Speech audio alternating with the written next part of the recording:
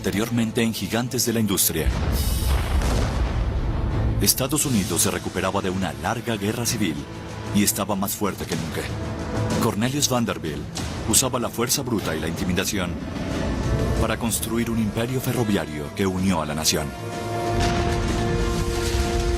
John D. Rockefeller ascendió desde sus orígenes humildes y con confianza y crueldad creó un monopolio en la industria petrolera.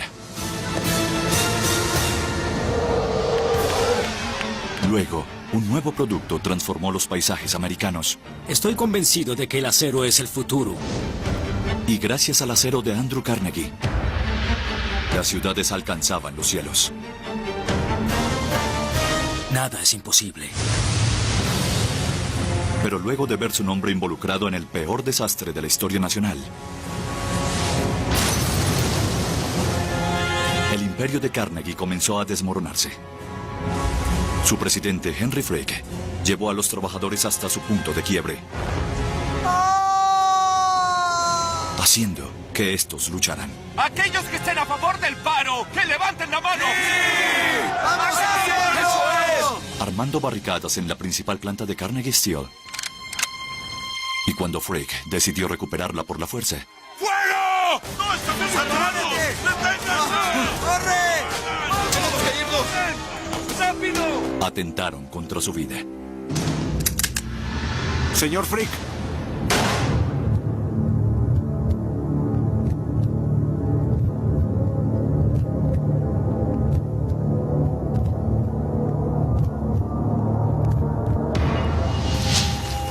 Andrew Carnegie se vio forzado a replantear todo.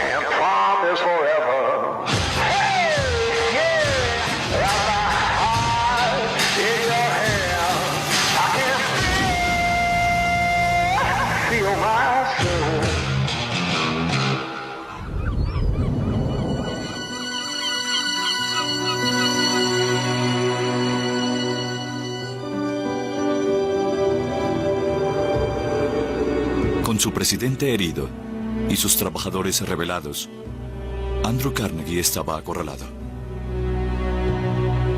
Su empresa y su reputación estaban amenazadas, y el imperio que había forjado durante toda su vida estaba al borde del colapso. Esperando salvar su legado, Carnegie acortó su viaje y regresó a Pittsburgh.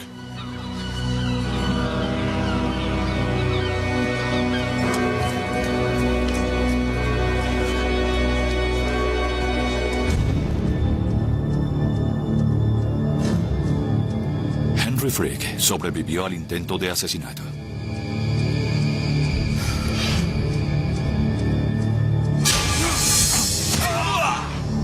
Tres días después de recibir los disparos, regresó a su oficina de Carnegie Steel.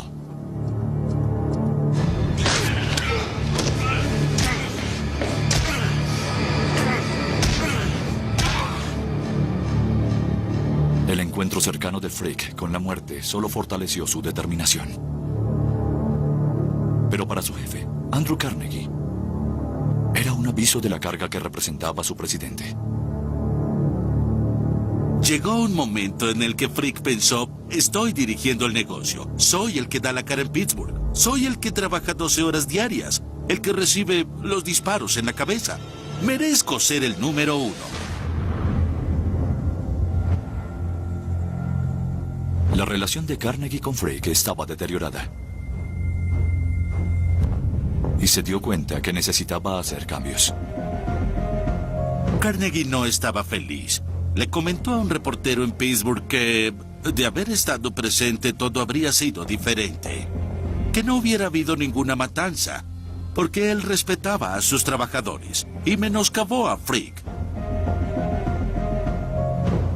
Pero Frick se rehusó a asumir cualquier responsabilidad, disgustado porque Carnegie lo había dejado solo. Incluso intentó traicionarlo y asumir el control por las malas.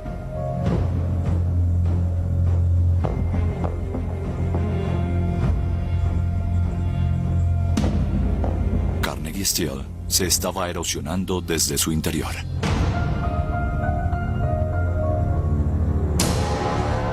Pero el mayor desafío para el imperio de Carnegie no venía desde sus filas.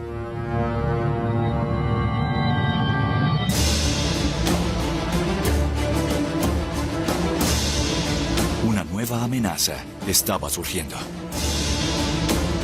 J.P. Morgan era un banquero que había hecho una fortuna fusionando empresas en quiebre, comprando compañías en bancarrota y devolviéndoles la rentabilidad a compañías como Carnegie Steel. Cuando uno mira a J.P. Morgan y la manera como controló el sistema bancario, básicamente era un hombre que literalmente dominaba la industria bancaria y dominaba las finanzas en el país.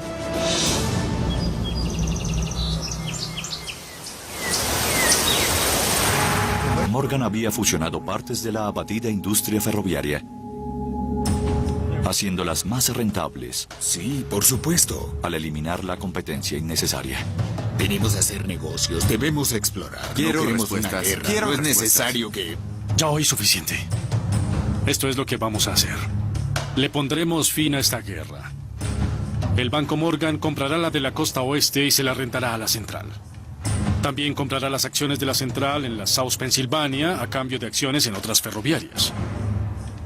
Se destacó por tomar parte en un conflicto que destruía una industria y llegó a acuerdos que eran adecuados para las partes y rentables para él, que lo apalancaban en la propia industria. Cualquiera que lo conocía, sin importar si le gustaba o no, sabía que tenía el talento para lograrlo.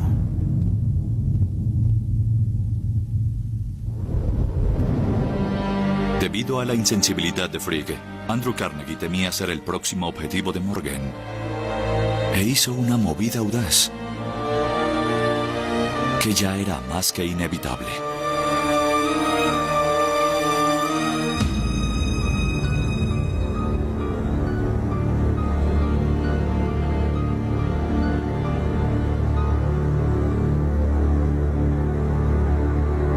Andrew. Henry, ¿cómo estás? Bien. Genial. La junta directiva se reunió ayer. No me informaron. La junta ha decidido que lo mejor para Carnegie Steel es acogerse a la cláusula del contrato de servicio contigo.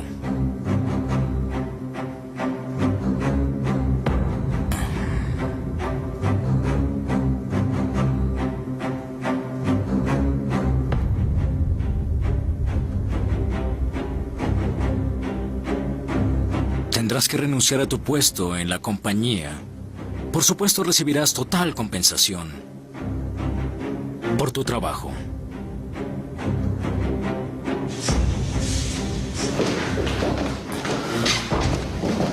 ¡Carnegie!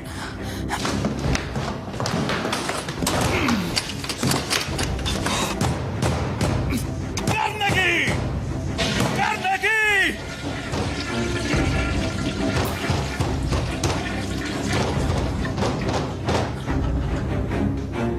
Mientras Carnegie luchaba por reparar su imperio en ruinas,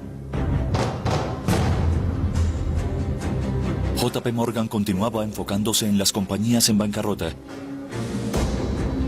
trabajando junto a su legendario padre. Junius Morgan fue el fundador de uno de los primeros bancos modernos de inversión, un imperio financiero que se dio a conocer como la Casa Morgan.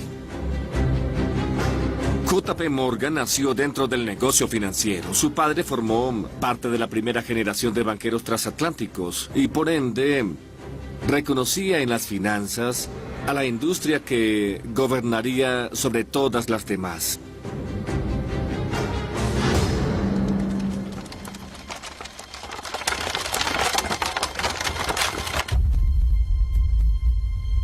Desde el momento que pudo contar, a JP le enseñaron que había solo una manera de hacer negocios, la de los Morgan.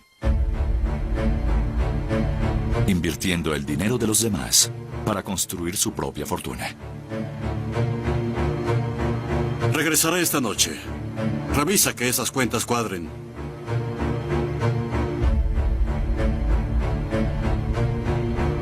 El padre de Morgan tenía una personalidad controladora. Junius no dejó de vigilar a Morgan por muchos años.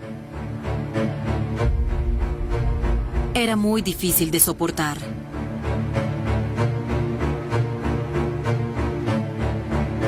Adelante, ábrelo. Levántalo. Siente el peso. ¿Sabes qué es? Así se siente cargar $1 millón. Ahora, aprende a ganártelo. La tirante relación de JP Morgan con su padre continuó. Y cuando alcanzó los 40 años, intentó crear una identidad propia. ¿Todo este mobiliario es necesario? Esa pintura tiene 400 años. Sí, señor. No veo la necesidad de saquearle el arte a Europa. Compré algunas pinturas, no toda una galería. Permiso. El Banco de Inglaterra me pidió que me encargara de la emisión de bonos. Asumo que me acompañarás a Londres. Tengo mucho trabajo pendiente aquí. Solo recuerda dónde están tus lealtades, Pierpont. Intentaré recordarlo.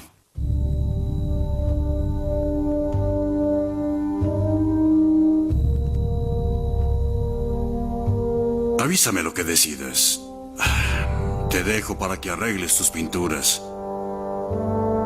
JP Morgan entendió el juego y llegó a un punto en el que se dio cuenta de que sin importar cuán exitoso había sido su padre, él podía superarlo. El padre de Morgan siempre le enseñó a evitar correr grandes riesgos. Pero JP Morgan estaba cansado de hacer las cosas como decía su padre. No quería solo comprar empresas. Quería construirlas desde sus cimientos. Había visto cómo John D. Rockefeller y Andrew Carnegie habían construido sus imperios de la nada. Y quería ser el siguiente. Pero para lograrlo, Morgan necesitaba encontrar una innovación propia. Y fijó su mira en uno de los inventores más famosos del mundo. Thomas Edison había sido un inventor reconocido desde los 19 años. Se hizo conocido por perfeccionar el telégrafo antes de inventar el indicador telegráfico y el fonógrafo. Durante su vida, Edison registró más de 1000 patentes. Pero a los 31 años, Edison estaba a punto de hallar su innovación más grandiosa. Edison tenía una habilidad única para observar algo y luego encontrarle un uso que nadie hubiera pensado antes.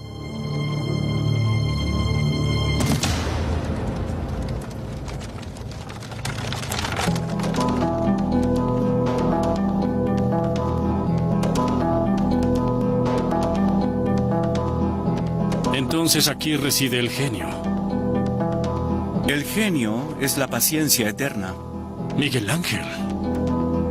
Uno de los inventos que llamó la atención de Morgan fue la bombilla y la electricidad que la alimentaba. Un flujo de energía invisible calienta los filamentos de la bombilla y como si fuera magia, los hace brillar.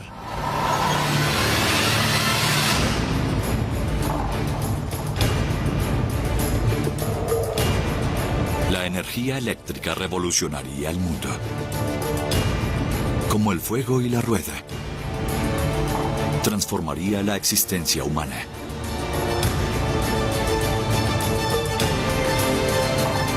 JP Morgan de inmediato vio el potencial en esta revolucionaria y novedosa tecnología. Y supo que era su oportunidad de crear su propio legado, que cambiaría al mundo para siempre.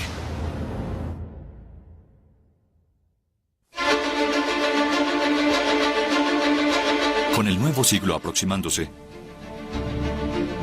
Estados Unidos era el país con el mayor crecimiento en el mundo. El tren, el petróleo y el acero impulsaron la expansión. Pero una tecnología estaba surgiendo y podía ser aún más poderosa. La electricidad tenía el potencial para cambiar completamente el mundo. Y J.P. Morgan la veía como algo de lo que se podía adueñar. La mayoría está muy ocupada observando el exterior como para revisar sus medidores internos. Y como empresario, si miras en tu interior encontrarás las cosas que todos necesitan y que pueden convertirse en un gran éxito si alguien tiene el coraje de apoyarlas o construirlas. Por años, J.P. Morgan había vivido bajo la sombra de su legendario padre.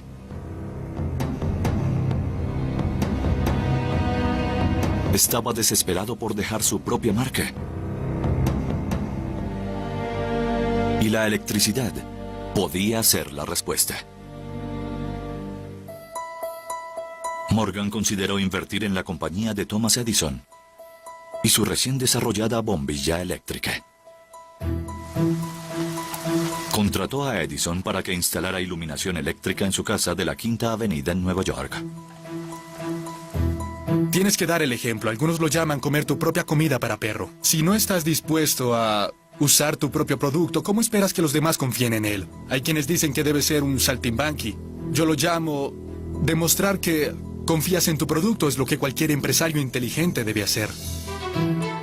En poco tiempo, la casa de Morgan se convirtió en un laboratorio para los famosos experimentos eléctricos de Thomas Edison. Edison instaló una planta generadora en un cobertizo en la propiedad de Morgan. Luego, colocó 1.200 metros de cables a través de las paredes y el techo de la casa. E instaló cerca de 400 bombillas eléctricas, de las primeras que se fabricaron. Luego de meses de ensayo y error, la casa estuvo lista para ser mostrada. Cuando creo en algo y quiero vendérselo a alguien, quiero hacerlo de la mejor manera. No solo lo ofrezco, sino que lo hago creativamente. Morgan invitó a muchos, incluyendo a su padre, a ver la maravilla de la luz eléctrica por primera vez. Sabiendo que con esta demostración colocaría a Edison a la vanguardia de una nueva industria. Damas y caballeros, contemplen el milagro de la ciencia moderna. El queroseno es pasado. Larga vida a la luz eléctrica.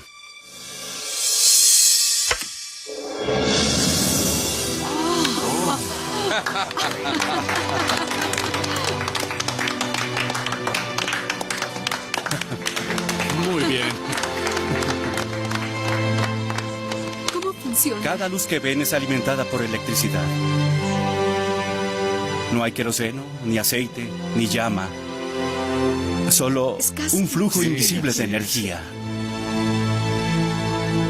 La electricidad era vista como algo milagroso y la gente estaba asombrada. Primero que nada, no entendía cómo funcionaba porque no la podía ver. Así que la mayoría la concebía como algo casi mágico. La casa de J.P. Morgan fue la primera residencia en el mundo en ser iluminada con electricidad. Y bien, padre, ¿qué te parece? Me decepcionas, Pierpont. Creí que eras más sabio. Esto es el futuro. Se aprovecharon de ti. Esto es cosa de ferias y circos.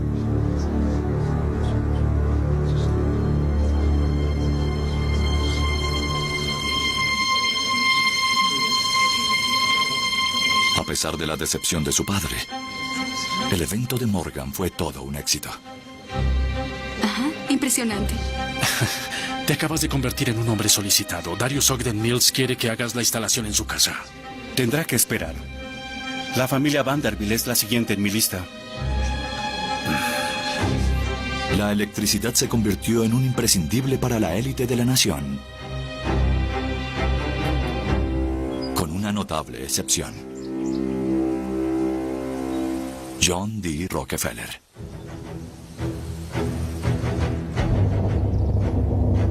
Rockefeller había creado la fortuna más grande del país refinando petróleo para las lámparas de queroseno. Se dio cuenta que la luz eléctrica tenía el potencial para reemplazar al queroseno, como la principal fuente de luz del país. Si la tecnología se popularizaba, Rockefeller enfrentaría el mayor de los desafíos.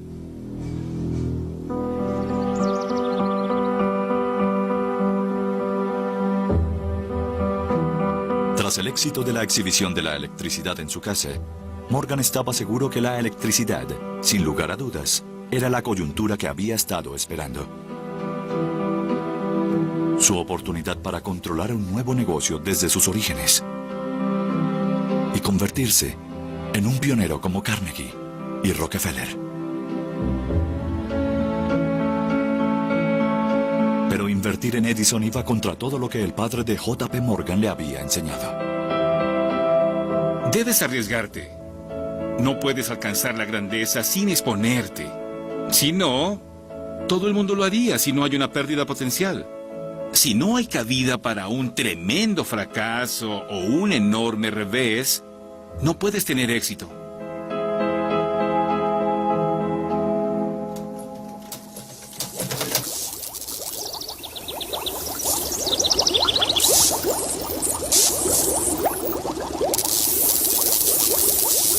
¿A qué debo este honor, señor Morgan? Hay un ruido en el sótano y está molestando a mi esposa. Es el generador.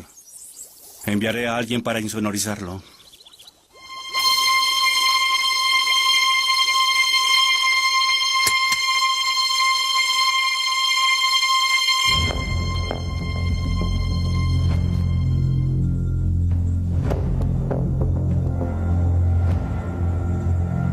Me decepcionas, Pierpont.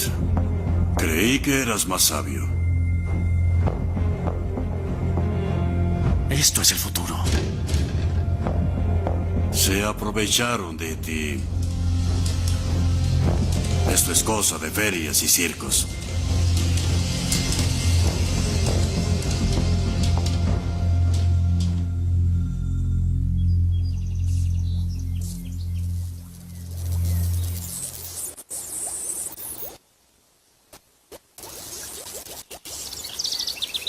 ¿Cuántos competidores tienes, Edison?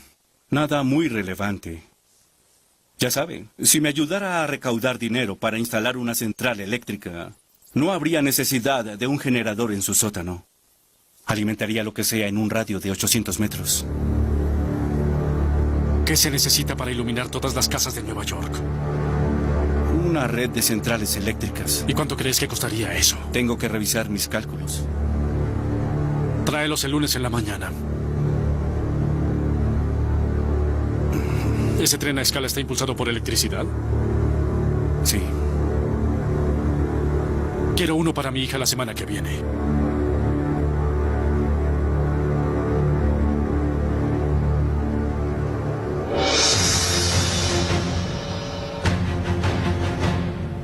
Para Morgan, la recompensa potencial era colosal. Y en contra de los consejos de su padre, invirtió todo en electricidad, decidido a crear su propio legado, incluso si significaba descartar todo lo que había aprendido.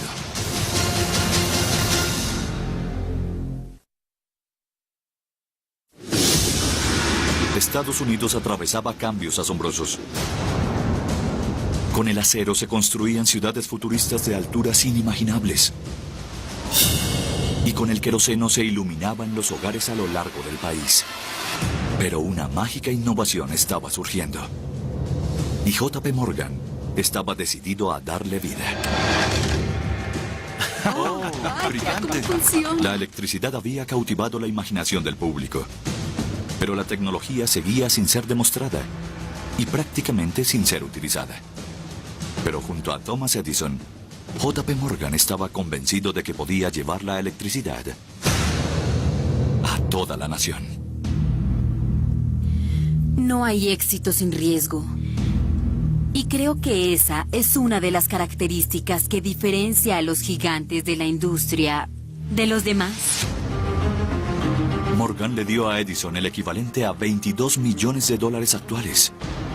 Y juntos formaron una nueva empresa, la Edison Electric Light Company. Financiar a Edison era un gran riesgo para Morgan, e iba en contra de los preceptos que su padre le había enseñado. Por años, a Morgan lo educaron para evitar invertir en industrias nuevas y sin precedentes. Pero donde su padre vio un riesgo, J.P. Morgan vio una oportunidad. Lo maravilloso de las invenciones trascendentales y de las ideas empresariales que tienen un impacto significativo es que comienzan con algo pequeño. Incluso la mayoría de la gente ni siquiera entiende de qué se trata, así que requieren de algún tiempo para tener algo de tracción, pero al final se abren paso y su impacto es mayor del que cualquiera pudo haber imaginado. Morgan y Edison se aprestaron a trabajar, transformando un edificio en el Bajo Manhattan en la primera central eléctrica del mundo. Una maravilla tecnológica llena de enormes generadores, capaces de iluminar miles de hogares. La idea era que desde esa central se distribuyera corriente directa, pero eso implicaba que tenía que ser transmitida. El futuro de la electricidad no era solo iluminar, sino dar energía. Y esa energía debía ser transmitida a larga distancia. Los trabajadores de Edison laboraban día y noche, cavando una red de zanjas de más de 24 kilómetros de longitud. Instalaron más de 30 kilómetros de cableado de cobre, conectando la central de energía de Edison a cientos de hogares y comercios a lo largo de Nueva York. La red eléctrica de Edison se convirtió en el modelo de transmisión eléctrica en el país. Nunca había trabajado tanto y con tanta dedicación para hacer funcional a un invento como lo hizo con la electricidad. Con el funcionamiento de la central de energía de Edison, una nueva era nació. La ciudad se iluminó por primera vez en su historia. Y en poco tiempo, la red eléctrica de Edison cubrió la mitad de Manhattan. El alumbrado eléctrico público delineaba las avenidas. Y los hogares de Nueva York se emocionaban con la electricidad. Edison tuvo un pensamiento visionario según el cual se podían construir centros de distribución gigantes para hacer que la electricidad fuera económica para la masa. ¡Qué idea tan brillante! J.P. Morgan y Thomas Edison estaban listos para hacer una fortuna.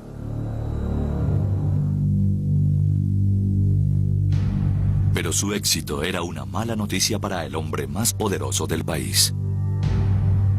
Hasta ese momento, John D. Rockefeller no tenía competencia en la labor de iluminar los hogares de toda la nación. Pero se dio cuenta que a medida que la red de Edison abarcaba un área cada vez más grande, el imperio del queroseno quedaba en riesgo. Cada hogar que Edison iluminaba con electricidad era un cliente perdido para John D. Rockefeller. Los grandes titanes de finales de 1800 como Rockefeller tendían a ser implacables. Querían dominar la industria y moverse de cualquier manera posible para quedarse con la mayor parte del mercado y así asegurar sus ganancias. Los empresarios de aquel entonces eran capitalistas puros.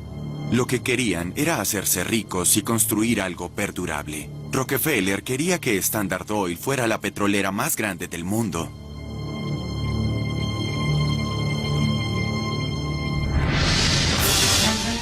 Rockefeller lanzó una campaña de difamación masiva contra la electricidad, describiendo a la nueva tecnología como peligrosa e incluso letal. Alertaba sobre electrocuciones masivas e incendios descontrolados. Rockefeller sabía que si aterraba al público, el queroseno seguiría siendo la fuente de iluminación dominante. No soy bueno como enemigo. Soy terrible, así que si tratas de molestarme o quieres hacerme daño, me voy a defender. No implica que te voy a hacer daño físico, pero al final voy a ganar, porque soy un ganador. Jamás pierdo. Pero John D. Rockefeller era una de las menores preocupaciones de Morgan. Un nuevo competidor surgía. Damas y caballeros, Nikola Tesla. Una guerra por el futuro de la electricidad estaba por comenzar. Y J.P. Morgan podía ser su primera baja.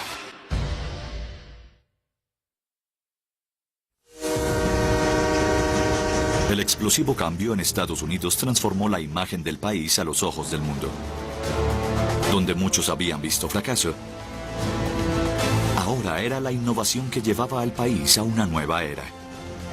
Los ferrocarriles, el petróleo y el acero habían reconstruido la nación, y la electricidad estaba aportando un avance inimaginable.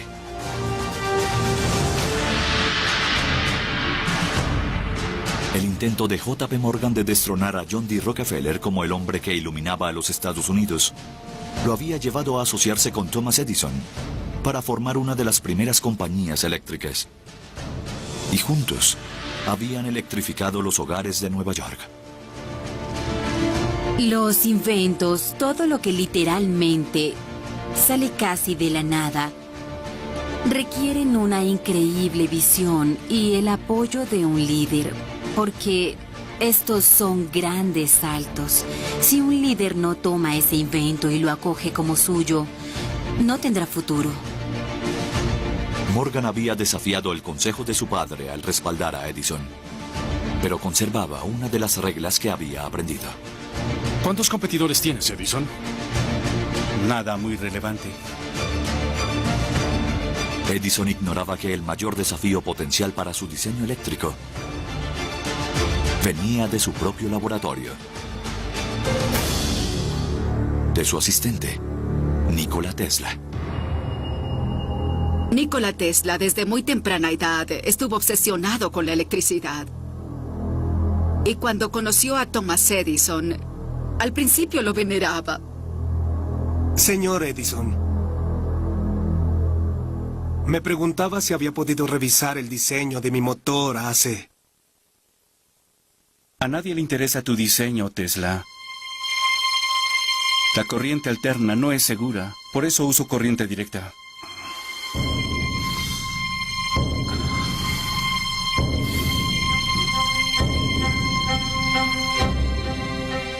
Tesla había desarrollado una nueva forma de electricidad, conocida como corriente alterna, o AC.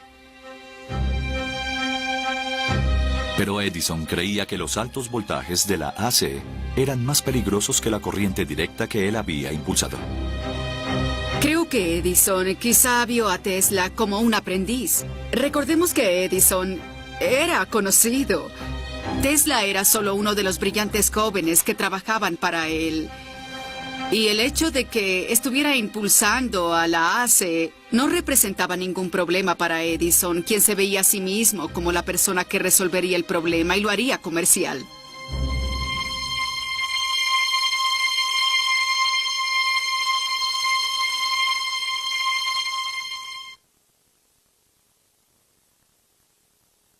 Mi renuncia. No encontrarás a nadie más que te dé trabajo. Abriré mi propia empresa. Ojalá encuentres un inversionista.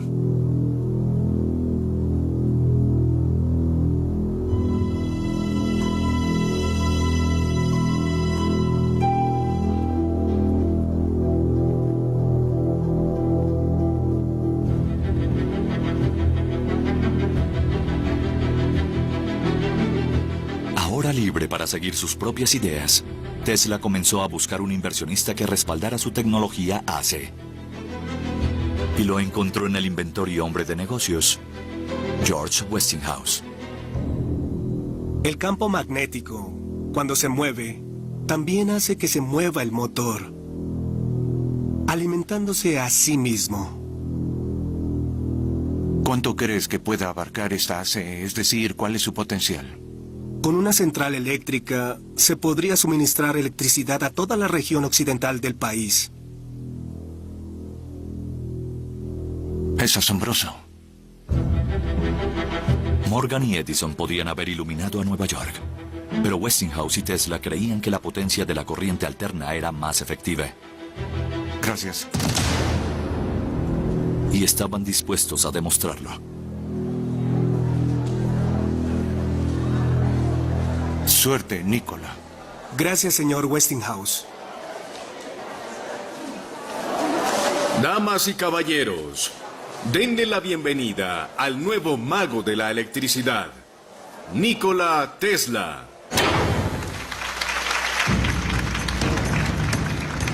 Mi primera demostración es para aquellos que temen que la AC y el alto voltaje son un peligro para el mundo.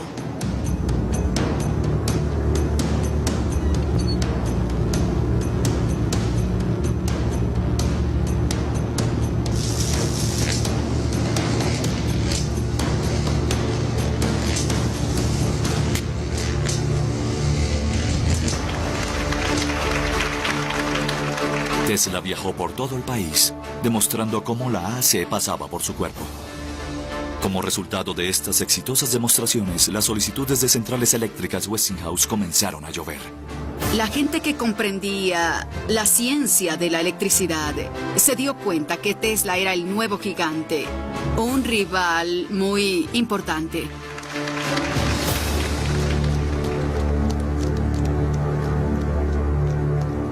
J.P. Morgan repentinamente se encontró en una posición desconocida para él. Pensé que no tenías ningún competidor. Ninguno muy relevante. Acabo de ver los planos y la descripción de una máquina eléctrica patentada recientemente por el señor Tesla que revolucionará el negocio eléctrico mundial. La AC tiene un voltaje muy alto y es letal. Un niño tocó un cable rezagado y murió al instante. Señor, usted tiene DC en su casa. Y nadie de su familia está en riesgo. Edison, veo que en la industria eléctrica hay dos sistemas compitiendo, el AC y el DC. Y este mundo tiene cabida solo para uno de los dos.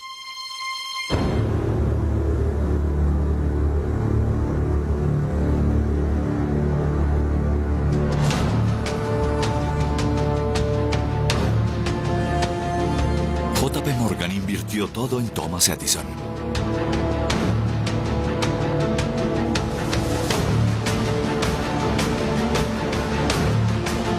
Pero a medida que se avivaba la batalla para electrificar la nación, la presión que Morgan ejercía sobre Edison lo llevó a transitar un oscuro sendero.